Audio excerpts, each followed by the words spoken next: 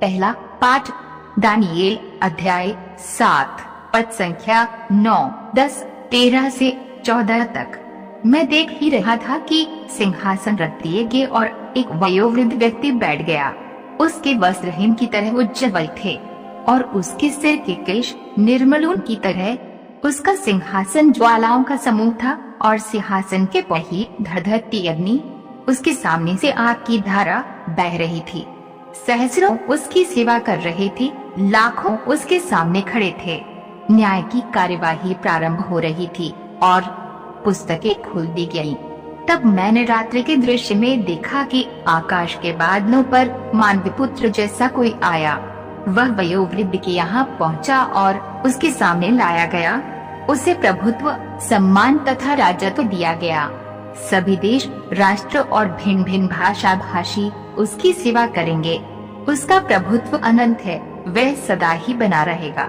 उसके राज्य का कभी विनाश नहीं होगा। यह प्रभु की वाणी है। सुसमाचार यूहन्ना अध्याय 1 पद संख्या 47 से 51 तक। ईसा ने नथानाएल को अपने पास आते देखा और उसके विषय में कहा, देखो, यह एक सच्चा इजरायली है, इसमें कोई कपट नहीं। नथानाएल ने उनसे कहा, आप मुझे कैसे जानते हैं? ईसा ने उत्तर दिया, फिलिप द्वारा तुम्हारे बुलाए जाने से पहले ही मैंने तुमको अंजीर के पेड़ के नीचे देखा। नथानाएल ने उनसे कहा, गुरुवर, आप ईश्वर के पुत्र हैं, आप इजराइल के राजा हैं।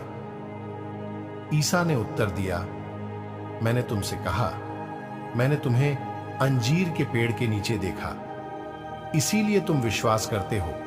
तुम इससे भी महान चमत्कार देखोगे।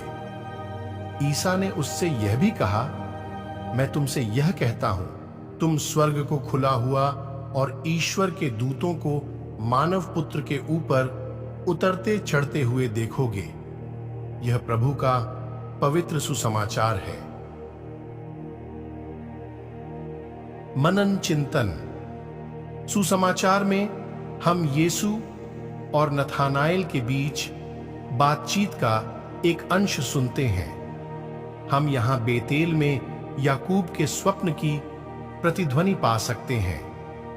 याकूब ने स्वप्न में देखा कि पृथ्वी पर एक सीढ़ी खड़ी है और उसका सिरा आकाश को छूता है और ईश्वर के दूत उस पर से चढ़ते उतरते थे।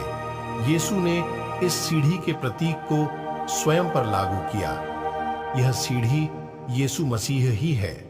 यीशु ने याकूब के स्वप्न की सीढ़ी की जगह पर मानव पुत्र को रख दिया। हम सीढ़ी का उपयोग उन ऊंचाइयों तक पहुंचने के लिए करते हैं जिन तक हम आसानी से नहीं पहुंच सकते हैं। यीशु स्वर्ग तक पहुंचने वाली सीढ़ी है जिस पर ईश्वर के दूत चढ़ते और उतरते हैं। पाप के कारण स्वर्ग अगम्य हो गया था। यीशु ने हमारे लिए स्वर्ग को सुलभ बनाया। वे स्वर्ग और पृथ्वी के बीच मध्यस्थ बन गए। संत पौलुस कहते हैं, क्योंकि केवल एक ही ईश्वर है और ईश्वर तथा मनुष्यों के केवल एक ही मध्यस्थ हैं, अर्थात ईसा मसीह, जो स्वयं मनुष्य हैं और जिन्होंने सबके उद्धार के लिए अपने को अर्पित किया।